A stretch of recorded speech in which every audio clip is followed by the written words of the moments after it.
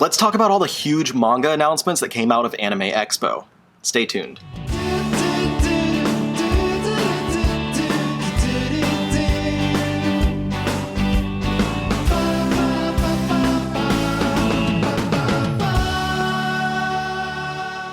So in case you missed it, this past weekend was Anime Expo over in LA, and there were tons of new licensing announcements for manga, manhwa, light novels, and etc. Pretty much every English language publisher was present at the convention, and they all had their own panels where they were announcing new things.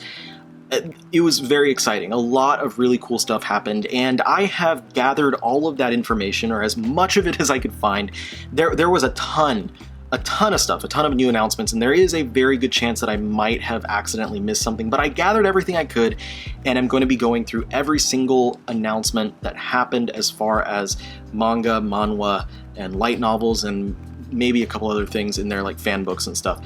I'm going to be going in order of when the panels took place, so I'm going publisher by publisher in the order that they happened between Friday and Monday throughout the expo, and mostly I'll be mentioning the things in the order that they were announced in, or at least the order that the publisher tweeted the information.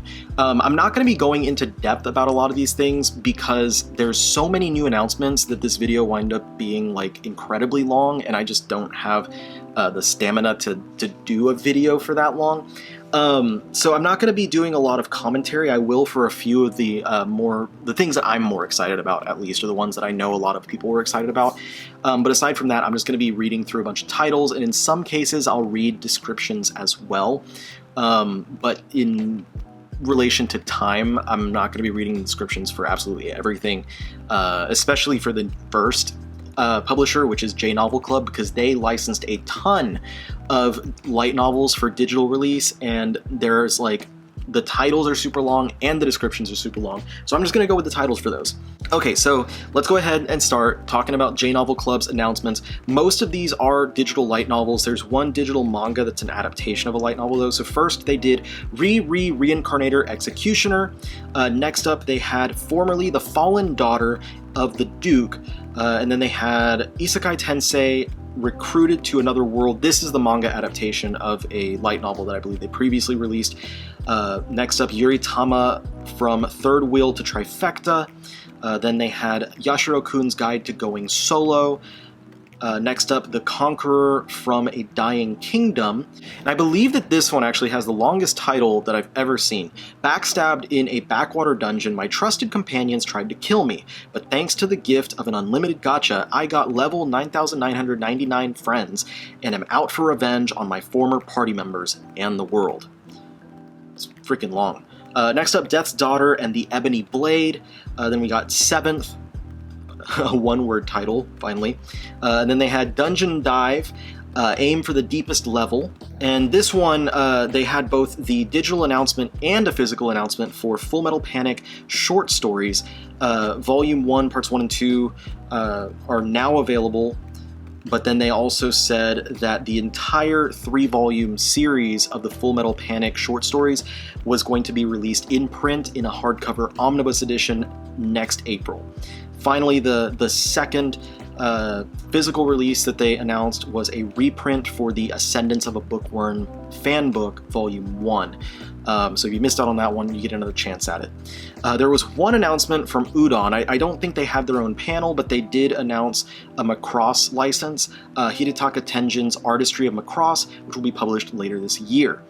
Next up we have Yen Press, and Yen Press had a ton of stuff themselves, manga, light novels, and then they also have a new publishing line called IZE Press. I believe it's IZE Press. It's IZE. I don't know how it's pronounced exactly, but there's a ton of stuff and a lot of stuff that people were very excited about. So jumping on into it, first up, they had Fruits Basket, another Volume 4. I'm guessing that this one was delayed or something because this was the only like non-new license I think that they made a big deal out of. But this, I think, is the last volume of this spin-off from the original Fruits Basket. With secrets revealed, no obstacles remain in Shiki and Sawa's budding romance, or do they?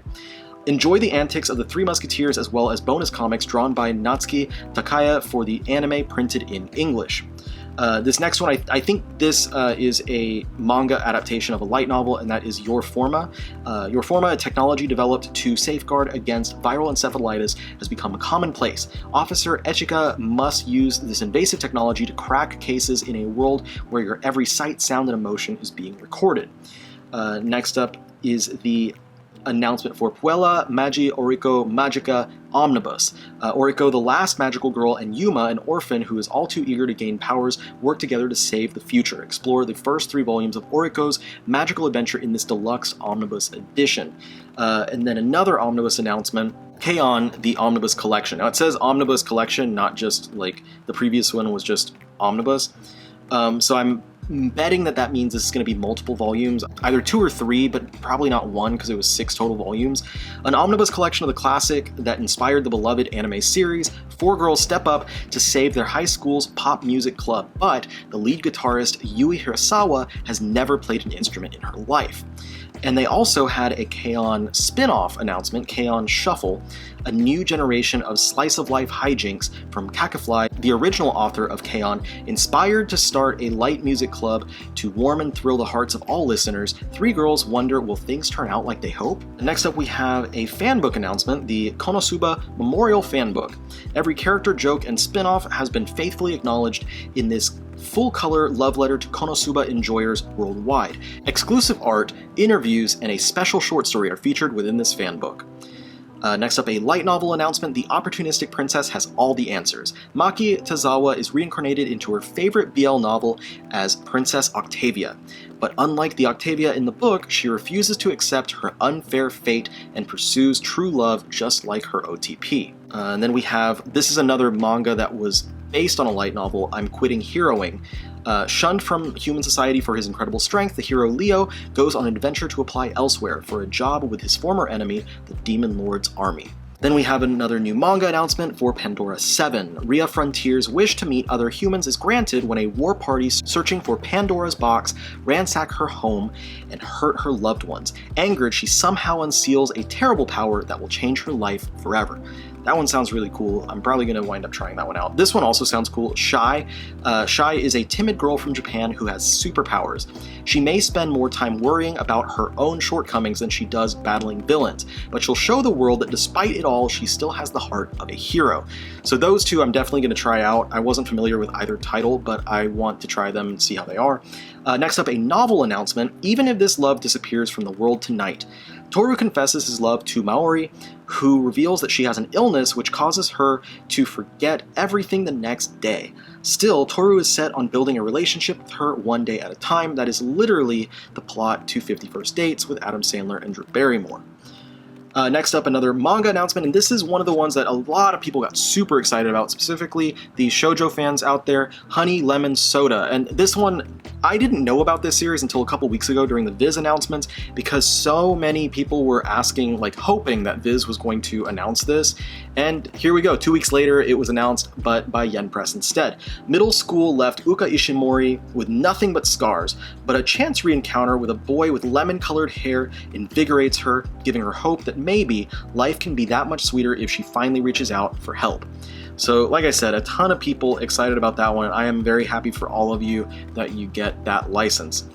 Next up, another new manga announcement, Doomsday with My Dog. I think that both the woman and the dog in this are named Haru just by the description. That's what it leads me to believe. I'm just going to read it straight as it comes off.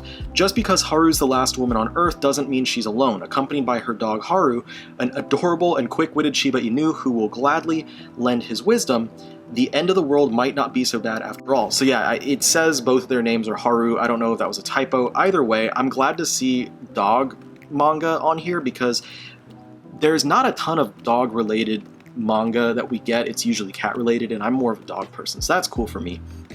And then this one, their last manga announcement was probably one of the ones that most shonen and seinen fans are going to walk away being the most excited about, and that of course is Oshi no Ko. Now, tons of people have been just constantly barraging Viz with requests to publish this one, and a lot of people have been upset every single round of Viz announcements every few months when it doesn't get announced. But honestly, like, the series only started 2 years ago, and it getting announced around 2 years is pretty standard as far as new licenses go. Some of them get announced around a year later after it starts, but this is lining up perfectly with the timing of the new anime that's coming out, so I think this works out rather well. And it's funny because so many people were bothering Viz about it, and Viz isn't even the one that picked up the license. Now, I have my own ideas as to why it didn't go to Viz. There are a few different ideas. I haven't had any confirmation for any of them, so I'm not going to talk about them and make up information, spread rumors or whatever. But it did get picked up by UDON Press, which is great for them. Getting a huge license like this is fantastic, and competition between the publishers is always a good thing for the consumers. I will just say that. The description that they give here is, Goro is a gynecologist and idol fan who's in shock after his favorite star, Ai, announces an impromptu hiatus. Little does Goro realize that he's about to forge a bond with her that defies all common sense. Lies are an idol's weapon.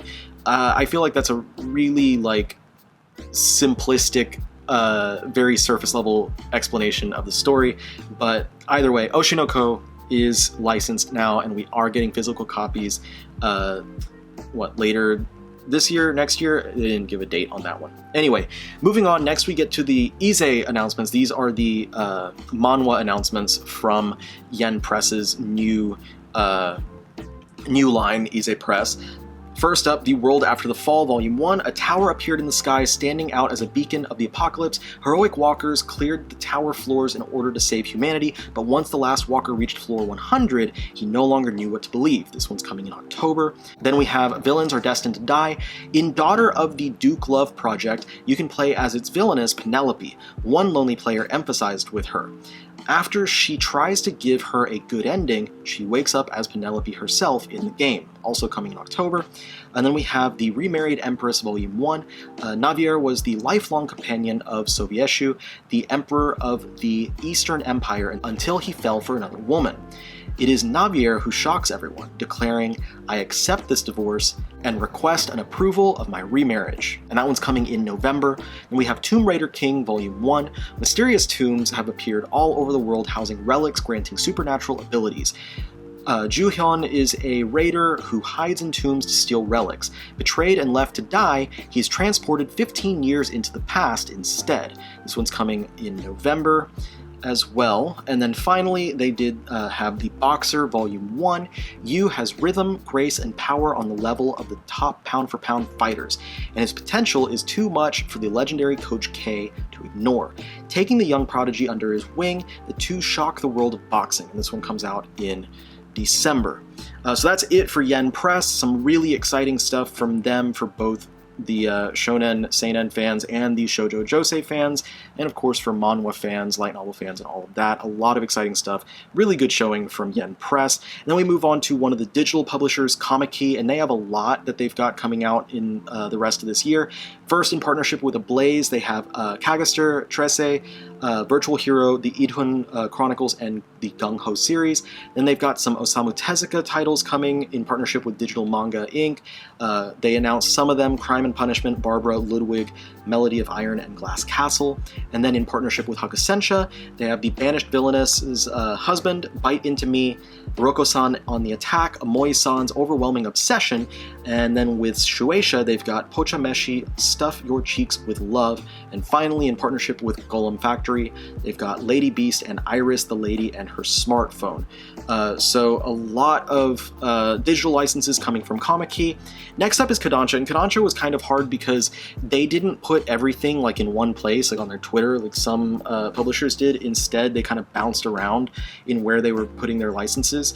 So I have some things. The digital first manga that are getting print releases were all on their Twitter, and other stuff were from Anime News Network articles. So I'm going to do the digital first manga getting print releases first, and we have Medaka Koroiwa is impervious to my charms by Ran Kuze. Mona is cute and she knows it, but her classmate Medaka is not impressed, or is he? Next up we have Twilight Out of Focus by Jayanome, a BL story about two classmates / roommates who made a promise to never reveal that one is gay and to never fall in love with each other. And we have, this is probably the biggest one for a lot of people from Kodansha. I know a lot of shoujo fans were really hoping that this one was going to get print release, so congratulations, y'all get this one. This is a huge win. A Condition Called Love by Megumi Morino. Hotaru has decided she neither needs nor wants a boyfriend, but a random act of kindness opens the door to something new. Really happy for y'all who are hoping for that one. I know that that's one that a lot of people talked about a lot, and a lot of people were just going off with excitement when it got announced. Next up we have Am I Actually the Strongest by Sai Sumimori and Ai Takahashi. Reborn in Another World, Heart is given off-the-charts mana, but a mix-up has his parents believing he's super weak. And then we got another one here, Quality Assurance in Another World by Masamichi Sato. A fantasy world's in chaos, who can make sense of it all? An adventurer / QA tester, of course. And that was the last of the digital first getting physical. Now let's go with the other physical releases. There were a lot of cool physical releases announced from them. Physical first, not digital first, and then physical. First up we have Teki Yatsuda's The Yakuza's Bias, described as a Yakuza enforcer becomes the gang's biggest K-pop stan in this cult comedy manga that went from webcomic to sleeper hit in Japan. Next up we get another dog-related manga, so that's cool. Takayuki Mizushina's Lovely Muko. Lovely Muko is a story that depicts the lovely everyday life of Komatsu-san, a glassmith, and his pet dog Muko. Muko's wish is that Komatsu-san could become a Shiba breed dog. Then we get Yo Asami's Seraph of the End, Guren Ichinose, Catastrophe at 16. A short while before the apocalypse, 15-year-old Guren Ichinose enrolls at Daiichi Shibuya High, a magical training school. Witness his trials as he must hide his true strength even as he is trampled on at a school for the insufferably privileged. Previously released as light novels, now in manga format. This, of course, is the spin-off from the series Seraph of the End, which is licensed by Viz under the Shonen Jump line. Moving forth, next we have Funa's Saving 80,000 Gold in Another World for My Retirement. One day, Mitsuha falls off a cliff and is transported to a medieval Europe-type world. After a near-death encounter with a pack of wolves, she then realizes that she's able to transport between two worlds, this one and her own. Taking advantage of this ability, Mitsuha decides to live in both worlds and calculates that she'll need 80,000 gold coins to be able to retire. Mitsuha now has to come up with different ways to collect her gold coins. Then we've got a new omnibus edition collecting the entirety of Tetsuya Tsutsui's Prophecy, a newspaper-masked vigilante who broadcasts his acts of vengeance before committing them, a newly formed police division tackling the new frontier of internet-based crime. As the sun rises on the era of information, can a group of people who found themselves at the bottom of the food chain rattle society through the web and avenge a fallen friend? Then we've got Kurono's I Cross-Dressed for the IRL Meetup. Coco has made 3 best friends in her online game, and she's excited to meet them in real life at a dessert cafe for the first time. The only problem is that she's actually a man who's been lying to them. What begins as a tense manga about online life quickly turns into a light-hearted comedy about friendship, gender, and forgiving yourself and others. Next up we have Ipatu's Tsugumi Project. In a far future, a soldier named Leon is taken from his family on a trumped-up charge and dropped into a suicide mission. Recover a dangerous weapon from a deadly place, a place ruled by huge, irradiated, mutated monsters, a place once known 200 years ago as Japan. He and his teammates aren't expected to survive this place. One of the scant pieces of information they have is the weapon's name, Tsugumi. Next up we have a classic novel, Kyoka Izumi's The Surgery Room, But You Couldn't Have Known. A mysterious encounter in the surgery room leads back down the path of memories, after a young woman refuses anesthetics to protect her secret. Kyoka Izumi's 1895 classic is a mysterious, wrenching tale of doomed love. And then we have the last of their physical announcements, and this is one that I know a lot of people are going to be excited about, Osamu Nishi's Welcome to Demon School, Iruma-kun. Iruma Suzuki has always been eager to please, even at the cost of his well-being. Worst yet, he's the son of 2 selfish parents who end up selling him to a demon. Thanks to their totally irresponsible actions, Iruma has found himself living in the netherworld, where he must live and attend school as the grandson of an older demon. Luckily, his new doting grandfather is there to help, but Iruma will have to figure out how to blend in with his demonic classmates or risk getting eaten. All he needs to do is subjugate rival classmates, summon familiars, and do other typical demon things while never revealing that he's human. Piece of cake, right? Alright, so that's all of the Kodansha physical, and we do have some Kodansha digital as well. First up, they have Ken Wakui, the creator of Tokyo Revengers series Desert Eagle. Ichigo Washio is a young man with a bright future that is within the gangs of Shinjuku. When he meets Ringo Takamizawa, a fellow student hell-bent on revenge on those who took everything from his mother, the gregarious Ichigo doesn't think twice about helping Ringo, even when it means it'll pit Ichigo against men he's looked up to his whole life. But Ichigo knows he's in the right, and with his new friends and a healthy dose of stupidity to guide him, he's ready to return justice to Shinjuku's streets. Next up is My Wonderful World. Shinobu Asakura has never been able to read or write, and not for lack of trying. It's made getting and holding down jobs difficult, and he's constantly berated by people who think he's simply slacking off when he's just trying to keep up. But a chance meeting with a cafe worker who introduces a new word into Shinobu's vocabulary, dyslexia, may just change the course of Shinobu's life forever. Then we have My Maid, Miss Kishi. Kiichiro Hayase has a reputation as the wealthiest, hottest, most eligible bachelor in town, but as they say, behind every successful man is the maid who keeps him from tripping over his own 2 feet. Enter Miss Kishi, the most competent, professional maid around, and the only thing keeping from Kiichiro quite literally crashing and burning. He owes it all to her, but can he ever make it up to her? He's sworn to try, no matter how many things must get broken, scattered, or lost to do so. Then we get hella chill monsters. Not everyone wishes for a peaceful afterlife, least of all Bonzo Scalabania, whose dearest wish is to find a case for a skeleton detective like him to solve, along with his unreliable assistant Vampy Vinaigrette and zombie frenemy bounty hunter Nero Lichman. Bonzo swears to solve the problems of Limbo City, but does it still count if the problems he's solving are ones of his and his friend's own making? A wacky, weird, heartwarming tale for the undead in us all. And then finally we got My Tentative Name. Our protagonist awakes in a house he doesn't know. In fact, not only does he not know where he doesn't know who he is. What he does know is that the unfamiliar house is empty, save the body and head of a decapitated woman. A stranger, he thinks. He's rescued by a woman, Shio, who calls him Iori, but is that who he really is? And when she helps him hide the body without batting an eye, telling him to trust her, can he? Should he? Alright, next up we have some announcements from another digital-only publisher, Mangamo, and there's several from them, and I'm just going to go through the titles themselves. First up, I Don't Understand What My Sister's Friend Is Thinking by Ray. Next up we have Kami-sama Death Game by Joe Machida. And then we've got My Stepsister Who Tells Me to Die Every Day Tries to Hypnotize Me, So I'll Fall for Her by Doruru Tanaka. And then we've got Guardian Angel, The Games Bring Girls Together by Mayu Sugiura Sharuman. And then we've got, finally, Yonezawa-san Is Done Being Human by Eisuke Kawada. Then we've got a few coming up from Kuma, which is the Boys Love manga publisher connected to Denpa, and then we have one from Denpa as well after this. So first up, the Song of Yoru and Asa Encore by Harada. It's a sequel to the best-selling BL manga Song of Yoru and Asa. This gets more into their life as a band on the rise, plus more hot sex. The Pet Detective Agency by Noji. A detective and his reliable assistant specialize in missing people cases, but somehow end up with more missing pets cases. Very sweet, more of a shonen ai vibe. Then we've got Happy of End by Ogaretsu Tanaka of Yarichin Bits Club and Escape Journey. Chihiro wakes up on a pile of garbage one morning and sees a familiar face, a guy he met last night who punched him when they went to a love hotel together. And then we've got Canis Dear Hatter Volume 2 by Zach. I think the first volume just came out. Satoru is a fashion designer who takes in Reo, a young man who's trying to get out of the Yakuza. Has more noir elements and action than you'd expect. Next up is A Home Far Away by Teki Yatsuda of the Yakuza's Bias.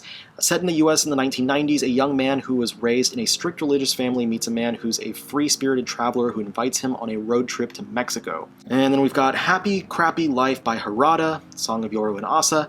An office worker gets transferred to the boonies after a scandal. He meets his weird neighbor who's also a selfish menace to society. Also, they both like to bottom. It's really funny. It's the description that we have here. And then we've got A Hero in the Demon's Castle by Unotoki and Siohei, a super strong adventurer who's kind but also kind of dumb, goes to the Demon Lord's castle to fight him. It's BL, so they fall in love, gag manga, fantasy. And finally, the one from Denpa proper is Fish Society by Panpanya. We've had a couple of other releases from Panpanya, probably the most recognizable being Invitation from a Crab. A person who works at a cannery figures out how to get tasty fish by colluding with rogue talking fish who rat out other fish. Alright, so we got that one coming. Next up we have Seven Seas, and Seven Seas had a lot of exciting stuff. There's a lot to talk about. I don't think they have descriptions for theirs, so it's just going to be the titles that I'm reading off. First off, a light novel announcement, Raven of the Inner Palace. Then we've got a manga announcement, The Invisible Man and His Soon-to-Be Wife by Neko Iwatobi. And then another manga, The Rise of the Outlaw Tamer and His Wild S-Ranked Cat Girl. I think this is a manga adaptation of the light novel. Story and art by Skyfarm, Joji Manabe, and Nekosuke Okuma. Then next up we have Why Don't You Eat Me, My Dear Wolf, with story and art by Ao Koishikawa. Next up we've got a light novel, I'm in Love with a Villainess spin-off, She's So Cheeky for a Commoner by Inori and Hanagata. And then we've got another manga license, The Eccentric Doctor of the Moonflower Kingdom by Toru Himuka. And another manga, The Villainous and the Demon Knight by Nakoda and Seikan. And then we've got another manga adaptation of a light novel, Horikita, by Shogo Kinugasa and Sakagaki. And then we've got a light novel, To Every You I've Loved Before by Yomoji Otono and Shimano. And then from the same two creators, To Me, the One Who Loved You. So two connected light novels. Here's one of the big ones. This is the license for the Marmalade Boy Collector's Edition. Now this has been out of print for a long time by Wataru Yoshizumi. This is a classic popular shoujo series. And Seven Seas didn't give us descriptions for anything, but I did ask my friend Colleen from Colleen's Manga Rex if she could give me any sort of description of it, and she said, I haven't read Marmalade Boy, but from what I know about it, it's really messy step-sibling series. The parents are basically swingers with how many couple changes there are. So anyone who has been wanting to have Marmalade Boy in their collection, this is getting a re-release from Seven Seas, and here is the big one. This is probably the biggest announcement from the entirety of Anime Expo, in my opinion, and the opinion of many people, and that, of course, is Yumi Tamura's Do Not Say Mystery, or Mystery to Yunakare, finally getting a physical English license. It's going to be an omnibus It's going to be in omnibus editions as well. So 2-in-1s I think is what they've already said. This one I have not read yet, but I have wanted to read it for quite a while. It is one of the most critically acclaimed titles right now. It is constantly towards the top, if not at the very top of the bestsellers list of manga in Japan. It's been running since 2017 and has 11 volumes, I think, and is yet to have gotten an English license. And this is the first series by Yumi Tamura that's been licensed in English since years ago with Basara. All the other Yumi Tamura works that have been licensed in English are stuff like Wildcom and Chicago, but she hasn't had a new license in English for years. So this is a huge announcement, and a lot of fans of her work are hoping that it's going to lead towards more licenses for her works in particular, like Seven Seeds, which recently had a Netflix anime adaptation. Colleen provided me, though, with the description for Mystery to Yunakare, or Do Not Say Mystery. She said, I like to say Mystery to Yunakare is a cross between a one-person stage play and a mystery dinner theater, but make it feminist. Totono is a college boy who just can't catch a break and keeps getting roped into solving criminal activity when he just wants to make some curry and run his errands. So I'm so excited about this one. I'm so excited that that got announced, and I know that a ton of people, a ton of shoujo and josei fans were just blown away that this was finally announced after the disappointment of not seeing it come from Viz, but Seven Seas pulled in the W, and we're finally getting Mystery to Yunakare, or Do Not Say Mystery. I'm excited to check this one out, and I think a lot of people should check this one out when it comes out, whether you are a fan of josei or shoujo manga or not. This is one that I think most people will probably wind up enjoying. Not from my own opinion, because of course I haven't read it myself yet, but from what I've gathered from other people and just word about this series, it seems like it is one that shonen and seinen fans could pick up and really love. I think that's true for most of Tamura's work, though. Anyway, I've gushed about that. It was a really exciting time to see that announced, and just how many people were so happy about it.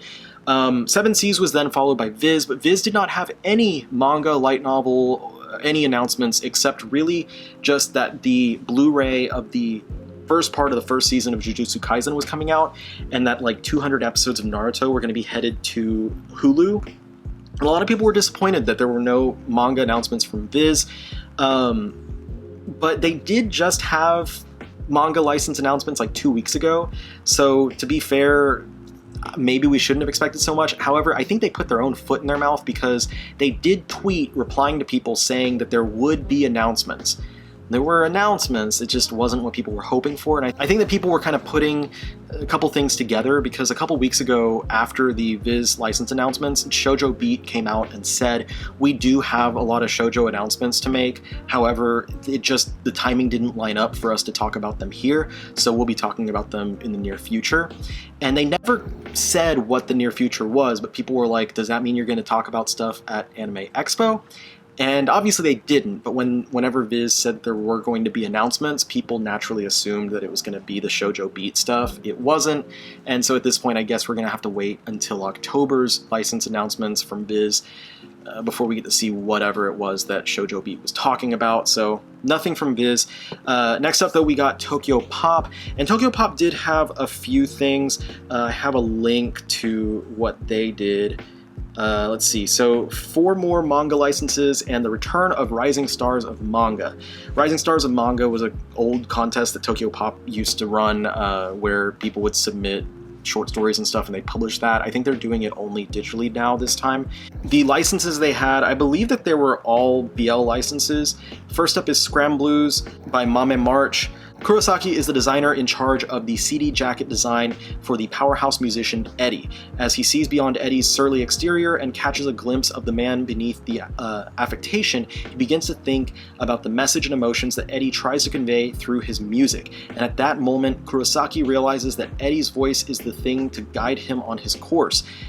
But how can he communicate what he truly feels? Next up we have The Snake Who Loved a Sparrow by Natsuo. In a world where forest creatures can take human form, a member of the Sparrow clan, Komazu, is one day saved from a boar stampede by a cold but eye-catching white snake named Shirato.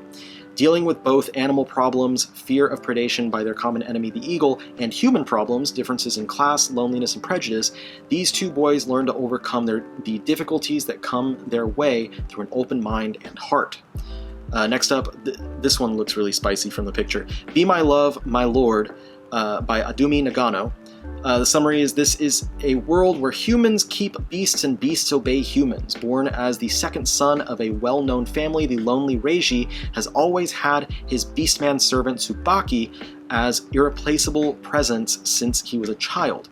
But one day, his feelings turn to love, and Reiji playfully kisses Tsubaki, which invites his bestial lust. His sharp bite overflows with his own repressed feelings, but comes with a dark realization. They are different races, different castes. Can they overcome these hurdles and embrace their love?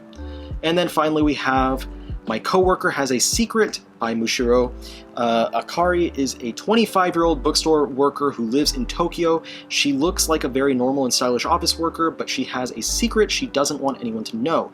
She's a massive otaku for 2.5D stage play actors, to the point that she spends all of her paycheck immediately to support them. She desperately hides this, but somehow her male coworker finds out her secret anyway. So those are all the licenses from Tokyopop. Next up was Dark Horse, and Dark Horse had a couple of announcements, one new license, I guess, but most of it was just them kind of talking about being in the manga industry. I'm not going to go into detail about all of that because it would probably be a whole nother video worth of material to talk about, but over on Twitter, Deb Aoki did talk at length about everything that was going on with them at the convention. So if you'd like to get kind of an insight into Dark Horse's manga publishing and stuff like that, I would recommend checking out her Twitter page and seeing what she was talking about on there. Anyway, first up, they did mention that Kurosagi Corp's delivery service will have a 6th omnibus upcoming, and they did kind of mention that there will be more after that. Basically that the remainder of the series would continue to be published in omnibus editions, but a volume 6 was mentioned, specifically having volume 17, 18, and 19. Next up, they mentioned that there's going to be a reprint of the Lone Wolf and Cub Gallery Edition hardcover. This is the massively oversized hardcover reprinting some of the pencil work from the original series. The one new announcement that they had for a new book is another Go Tanabe adaptation of H.P. Lovecraft's work, and this time we're getting The Shadow over Innsmouth. I absolutely freaking loved Go Tanabe's other adaptations, and I've been hoping that we would see some more of his work put out by Dark Horse. And honestly, I would love to see these get a deluxe edition treatment because the artwork is so perfect. It's dark, it's haunting, it's detailed. If you haven't, if you're a fan of horror or just a fan of great artwork in manga, check out the Go Tanabe H.P. Lovecraft books. I highly recommend them, and I am so excited about this one getting announced. This is probably one of my top 3 announcements for this entire expo. Next up, they mentioned a new edition of Shinjuku, a illustrated novel by Mink and Yoshitaka Amano, of course the artist behind a lot of the Final Fantasy work, Vampire Hunter D. I actually made a video about him a couple months ago. A special forces officer heads to Tokyo in search for his sister, a noir story with gangsters, violence, and stunning black and white artwork with blood red accents. So that was everything from Dark Horse, and now we go into the final publisher, and we've got 3 digital licenses from Azuki. Alright, so first up from Azuki, we have in partnership with Glacier Bay, they're going to be having Invisible Parade, which is a new short story collection from painter and manga artist Mississippi, from the Tsukiko and the Satellite and other stories. The first 3 chapters are available right now for premium members. They then mentioned in August the new exclusive Turning the Tables on the Seatmate Killer by Bachi Miyako, based on Arasan Zui's light novel available from Tentai Books. Hilarity ensues as a serial heartbreaker and supremely clueless classmates square off. And then they had one more, My Dear Detective, Mitsuko's Case Files by Natsumi Ito. Starting this August, follow Mitsuko, Japan's first female detective, and her handsome new assistant as they solve cases in early Showa-era Japan. And that's everything. That is all. There was so many announcements. This is like probably a 45-minute video or something after I edit. There were so many announcements from all these different publishers, a ton of stuff to be really excited about. I think for me, the top ones are definitely stuff like Oshinoko, Do Not Say Mystery. I mentioned that new Go Tanabe as well as being something that I'm super excited to see. There's a lot that I'm really pumped to be able to pick up. It's, all these new license announcements. It really felt like Christmas. Like throughout the weekend, just seeing all these things rolling out. And even if Viz didn't show out with anything, like they were focused on stuff like the 1,000-Year Blood War anime coming out for Bleach. They had other things going on, but even without Viz doing anything, we got such a huge selection of exciting new stuff for everyone. For fans of BL, for fans of shonen, shoujo, light novels, for fans of all kinds of stuff, manhwa, everyone got something, and it was such a great weekend of announcements. I would have loved to have been able to go to Anime Expo and experience all this and hang out with some other people that I know that were there. It would have been a great time. But I will announce here, because I've already mentioned on Twitter, if you're not already following me on Twitter, at OmniCollector, by the way, but I did say this on Twitter, I haven't said it here, but I am going to be at San Diego Comic-Con this year. I don't expect there to be too much as far as manga announcements go at San Diego Comic-Con, but you never know what's going to happen. There's going to be a lot of really cool stuff over there. And if you're going to be at San Diego Comic-Con, maybe if you see me, say what's up. I'll be there with another creator friend of mine, Luis of Campos Leg, and there's going to be other creators, of course, there as well, aside from us doing their own thing. So it's going to be fun. So if you're there next month at... So if you're going to be there in a couple weeks over at San Diego Comic-Con, I will see you then. So anyway, that's it. That's everything. A lot of talking, a lot of licenses to go over from a ton of publishers. Let me know in the comments what you were most excited about. What license got you the most hype of everything that happened this weekend, whether it be digital, physical, light novel, manga, manhwa, whatever. What are you most pumped about that came out of Anime Expo? And with that, I will see you all on the next one. Thank you so much for watching. I hope that this video helped to get all that info put together for anyone who might have missed something. Maybe those of y'all who are following stuff might have missed something and I mentioned something that you didn't get. Anyway, I hope this was helpful. Thank you for spending time with me. Thank you for watching this, and I'll see you all on the next one. Peace out.